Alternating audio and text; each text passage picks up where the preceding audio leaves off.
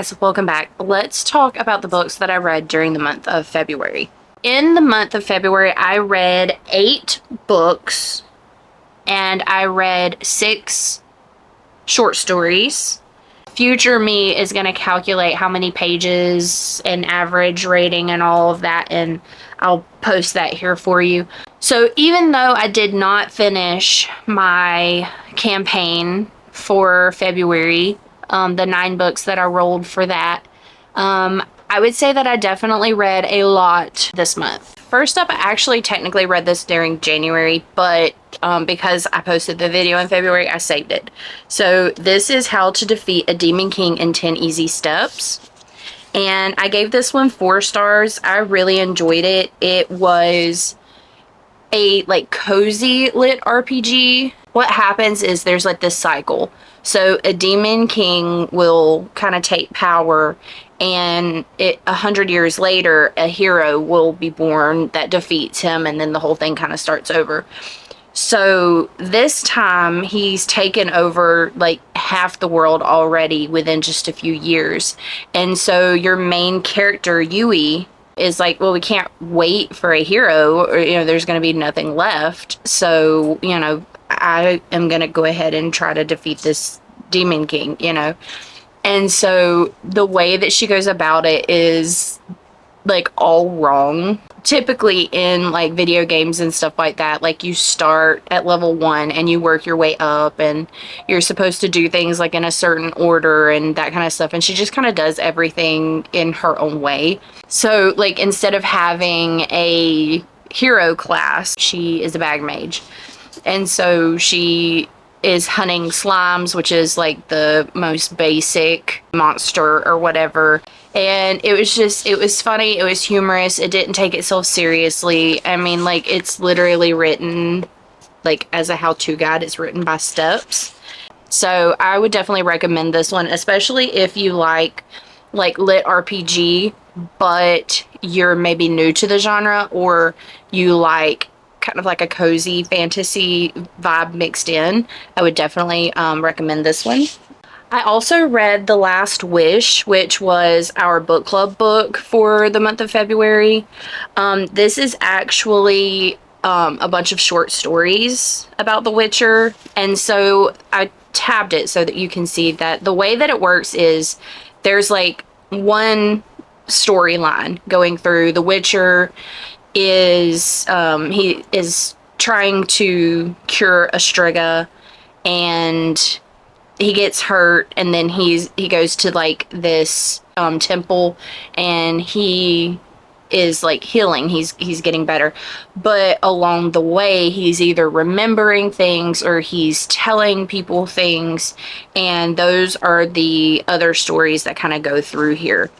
I gave it 4 stars. I am interested in continuing to follow The Witcher. I do want to see if a regular Witcher novel is better.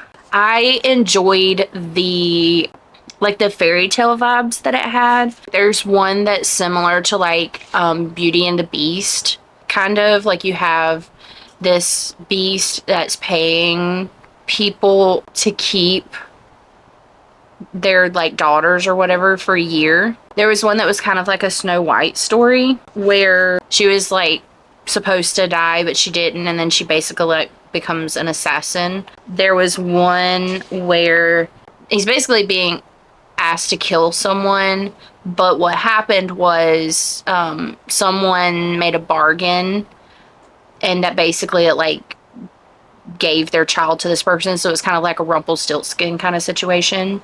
Finally, there was one where the Witcher met a sorceress. There was a genie in a bottle kind of situation, and it almost kills his friend, and so he's trying to get him healed up or whatever, and then he ends up making wishes.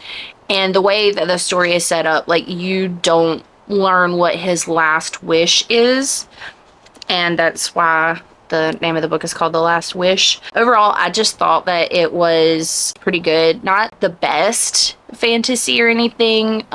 It did feel very dialogue heavy, And I definitely could see where maybe the series could improve in that way, just kind of being more descriptive and bringing in more of the world that they're in.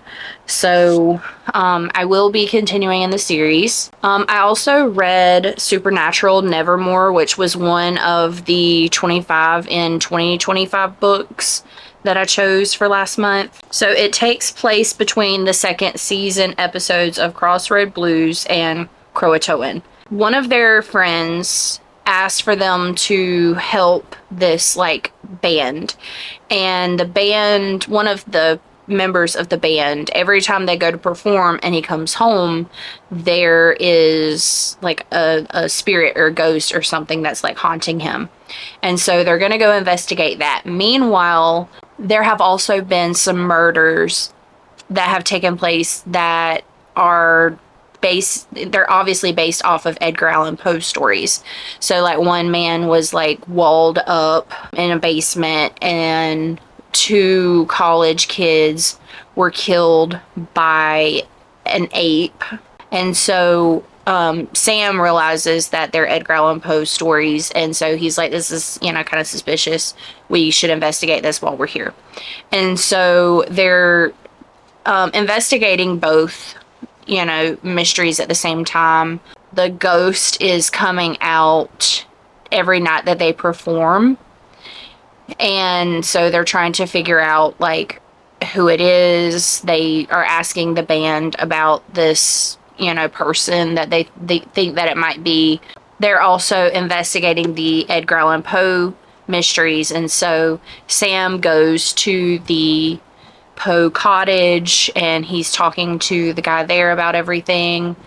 They learn about this website that this like super fan has started, and so they're trying to track down the person that created that website because they think that he might be a person of interest. And they end up discovering that there is something supernatural about the murders and what the person is trying to do.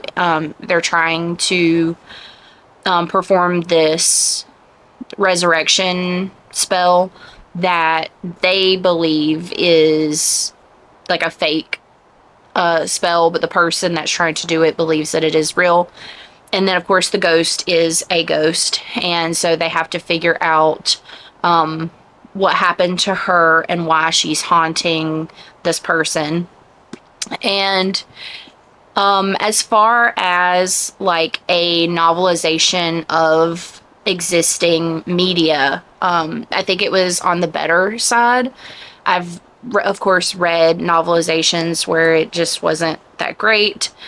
For instance, I read one of the Murder, She Wrote novels, and I didn't enjoy it that much because the characters did not act like the characters from the show. They were doing things that the characters in the show would not have done.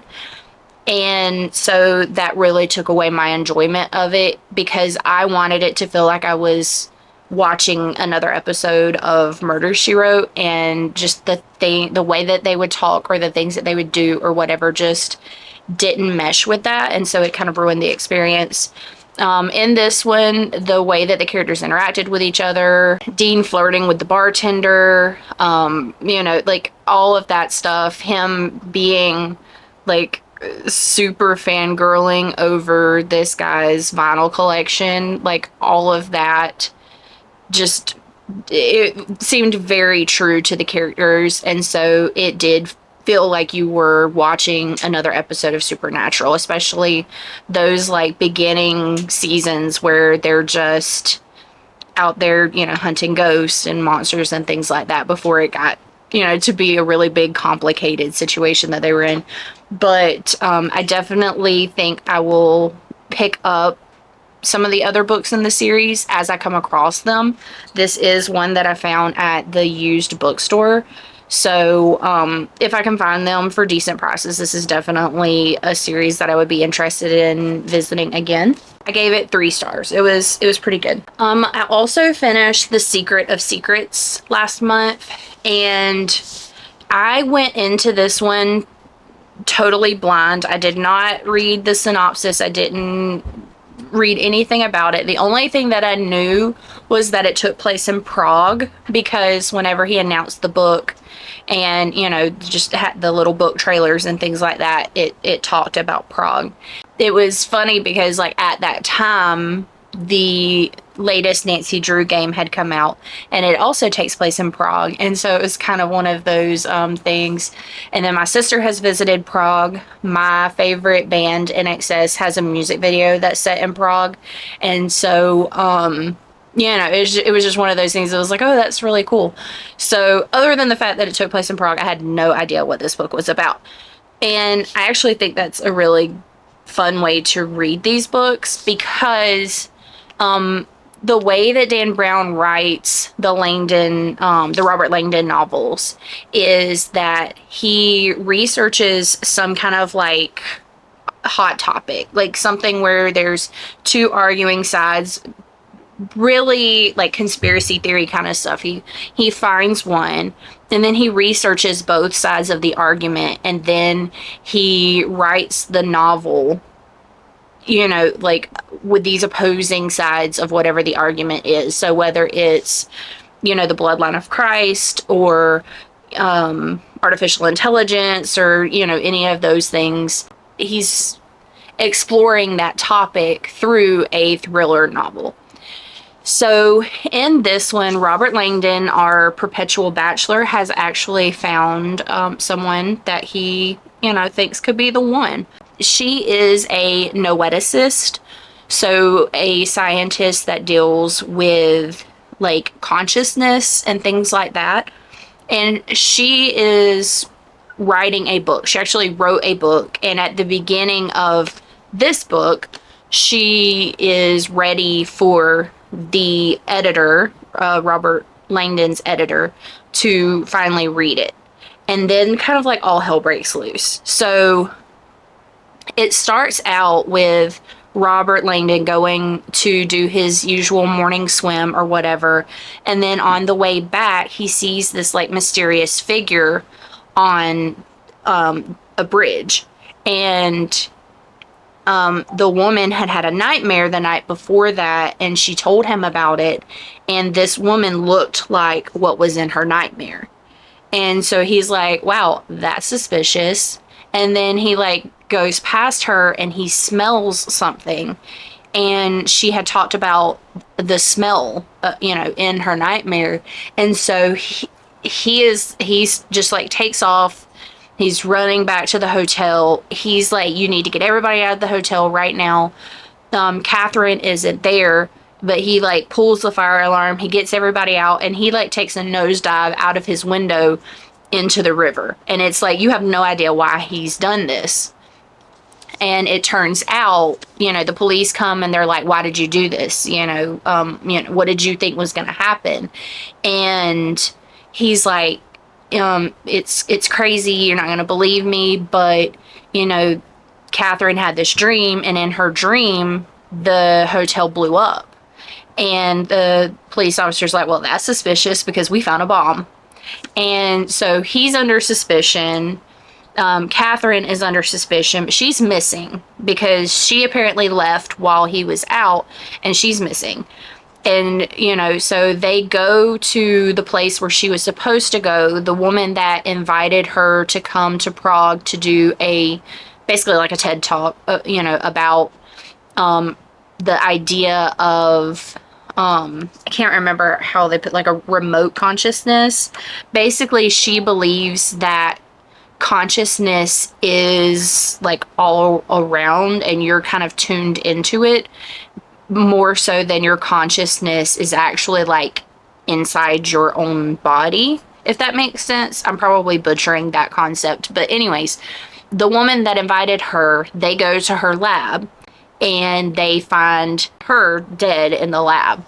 And so now they're like, well, you know, now she's under suspicion of murder. And so Robert Langdon is trying to, you know, escape being arrested by the police for something he didn't do. He's trying to find Catherine.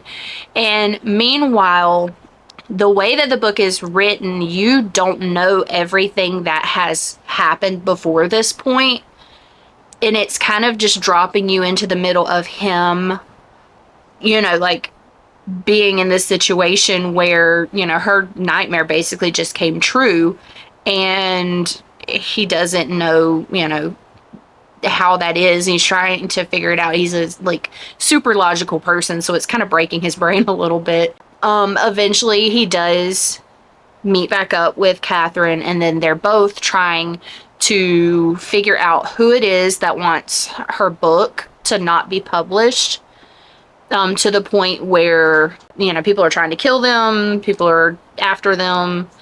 Somebody kidnaps the editor to make sure that there are no other copies of this book. And so, somebody out there doesn't want this book published, and they have to figure out why.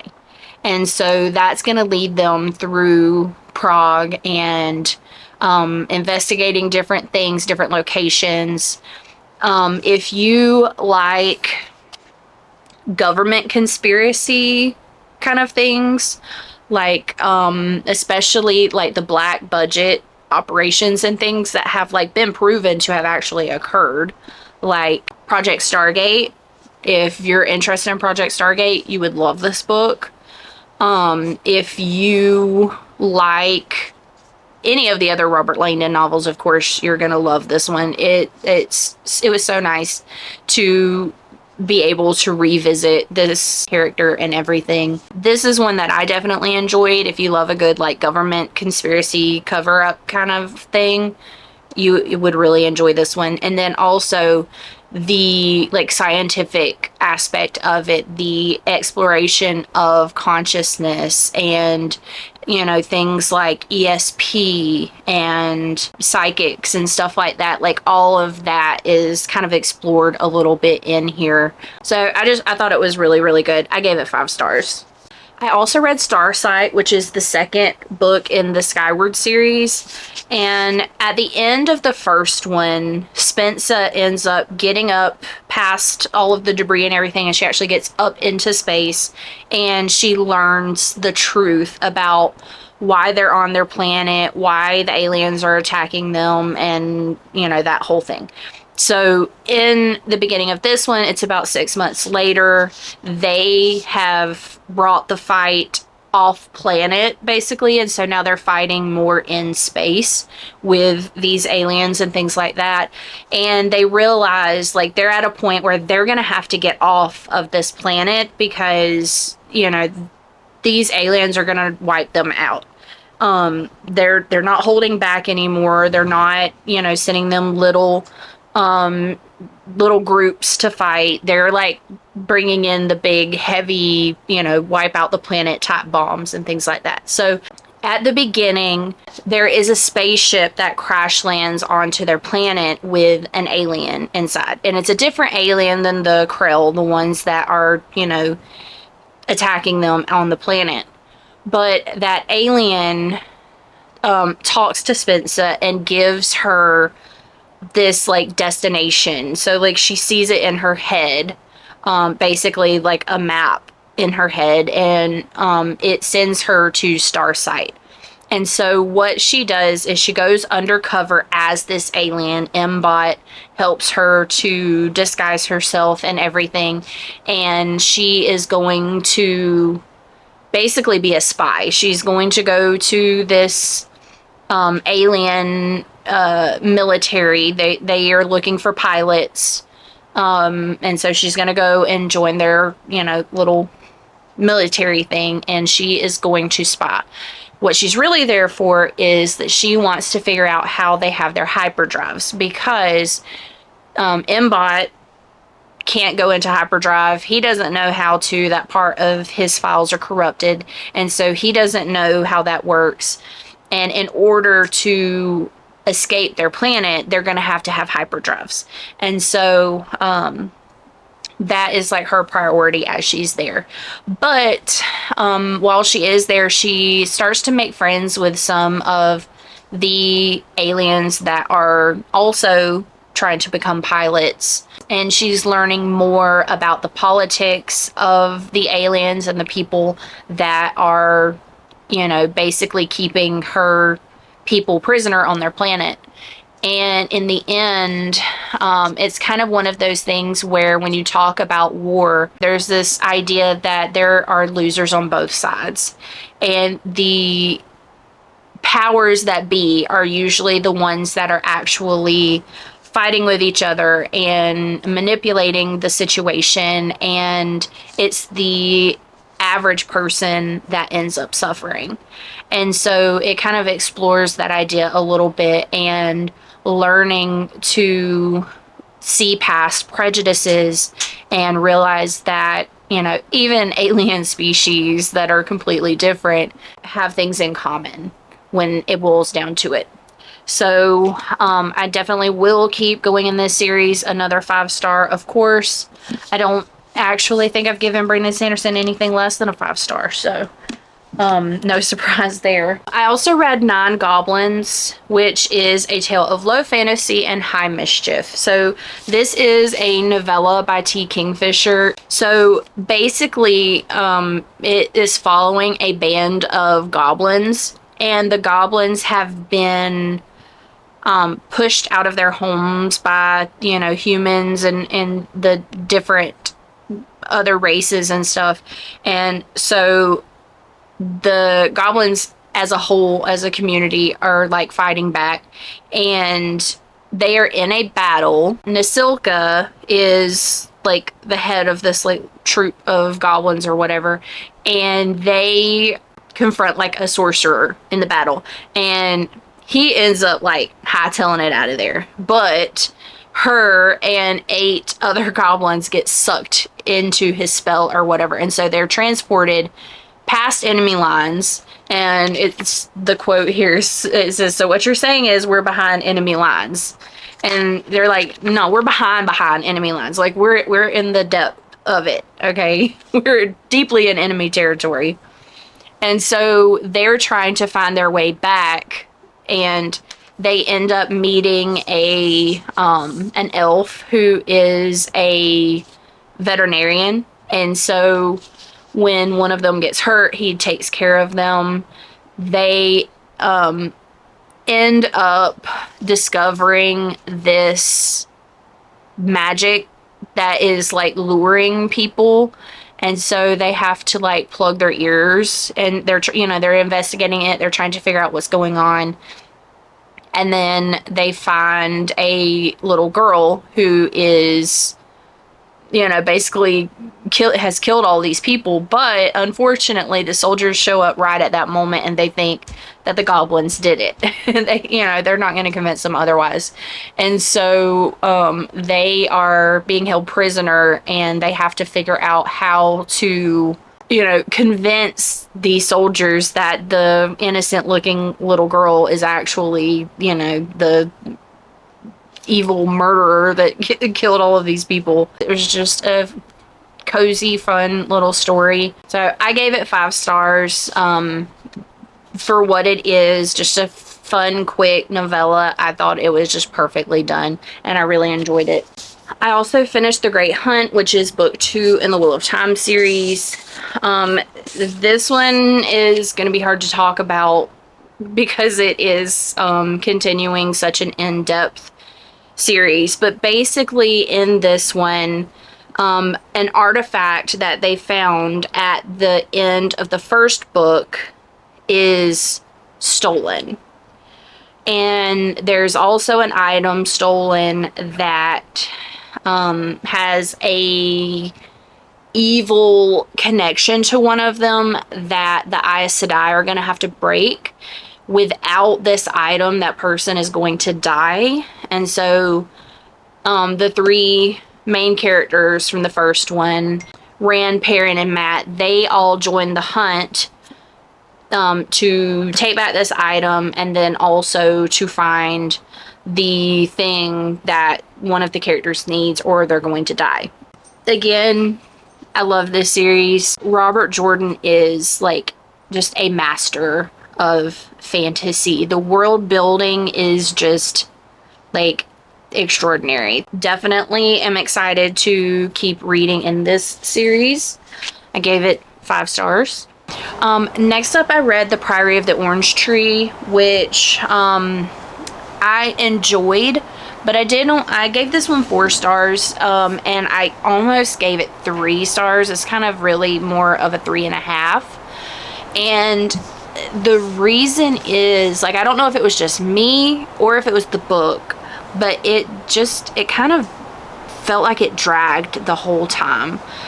And the stuff that was happening was interesting. The characters were interesting. The things going on were, it was interesting. But it just felt like it took forever. And that, like I said, it might just be me, because, like, this book is only like 800 and something pages. But it's as thick as my Stormlight Archive books, which are, thousands of pages. It's like literally almost the same width as Wind and Truth, which was like 1,300 pages. So I feel like that might have, like, mentally made me feel like it was dragging. But anyways, you're following a couple of characters in this book. You're following Iad, who is basically like a lady in waiting, who is secretly a sorceress that's protecting the queen. You're following Tene, who is trying to become a dragon rider, and the story actually starts with her in the beginning. The day before they're supposed to be chosen or whatever, she sneaks out into the ocean and she discovers a guy that's, like, been smuggled in.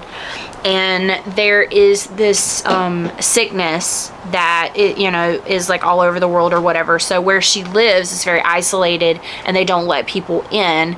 And so what she's supposed to do is turn him in, but she's worried that if she turns him in, they'll do, like, quarantine or whatever, and she won't be able to go through with the ceremony to be chosen to be a dragon rider.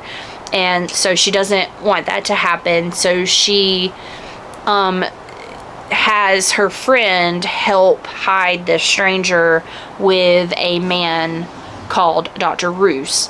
And we follow him throughout the book. We follow the 2 women throughout the book, and we also follow a character that was friends with Queen Sabran, and there was kind of like rumors going on because he's, a man. There were rumors going on that they had some sort of like a secret relationship or something. And so this man at the court that kind of like is like master of spies kind of deal or whatever, he sends him into basically like an enemy territory or whatever as an emissary. And so we are also following his storyline, and as the story goes on, their stories kind of start to come together. They overlap a little bit. Basically, the world is divided into East and West. I can't remember now which one is which, but one side believes that the dragons are all evil. I think the Nameless one is the name of like this dragon that basically brought on the apocalypse kind of thing, and that side follows what they call Virtutum, and so they each have these like patron knights, and they believe that the bloodline of the queen is what is keeping the Nameless one in his prison. The queen always gives birth to one daughter, and so like that bloodline is what they think is keeping the Nameless one imprisoned. The other side, the Nameless one is a like worm, but they have dragons. And so like it, like the wyvern are bad, but the dragons are okay. So like the dragons are like water creatures, so they spend a lot of their time like in the ocean and stuff like that. But the dragons fight the like wyvern, and then all of these different mixed breeds between like the wyvern and other creatures. And then meanwhile, there is also something called the Priory of the Orange Tree. And the Priory of the Orange Tree was founded by the woman that Virtudum is also sort of founded on, but there's like two versions of the story. So like in one version of the story, they are sacrificing people to the dragon, and then finally the king's daughter is chosen, and you know, instead of having somebody else take her place, she's like, no, you know, I was chosen, I'm gonna do this. And in one version, this prince defeats the dragon for her, like rescues her, you know, like she's, you know, a damsel in distress kind of situation. But in what the Priory believes is the true story is that he couldn't do anything, and she took the sword and ended up sealing him in his prison. And the Priory of the Orange Tree is like her and her handmaidens and their like descendants. All of these different pieces are going on at the same time. The nameless one is like stirring. Just there's so much going on during this time, and there's a lot of characters, a lot of moving pieces, very in-depth, very detailed, lots of world building going on, that sort of thing. Like I said, my issue with it was it just felt like it dragged. And then it didn't really even give you a satisfying ending at the end either. Like, in some ways it was. It's, you know, kind of like a, you know, who went on to do what kind of situation. But some of the characters that you're following, it kind of didn't really satisfyingly finish their story, if that made sense. So, like I said, I gave this 4 stars. In addition to that, I did read 6 like short stories for Valentine's Day. I'm not gonna go into detail about those. The highest rated one got 3 stars. I had some 3, some 2.5, some 2s, and some 1s. You know, there was a variety of ratings, and they were all not that great. So if you want to know specifically about those short stories, I will link the vlog in the description so that you can go and check that out. It was interesting to read those stories. And I also, by the way, forgot about them whenever I did my like campaign debrief. And so instead of rolling for 6 short stories that really and truly, like, it took me a day to read all of them. So I'm just going to just add 1 book to my campaign. I feel like just reading about some of those things makes me deserve at least 1 book. So I'm gonna just add 100 points to the campaign for that.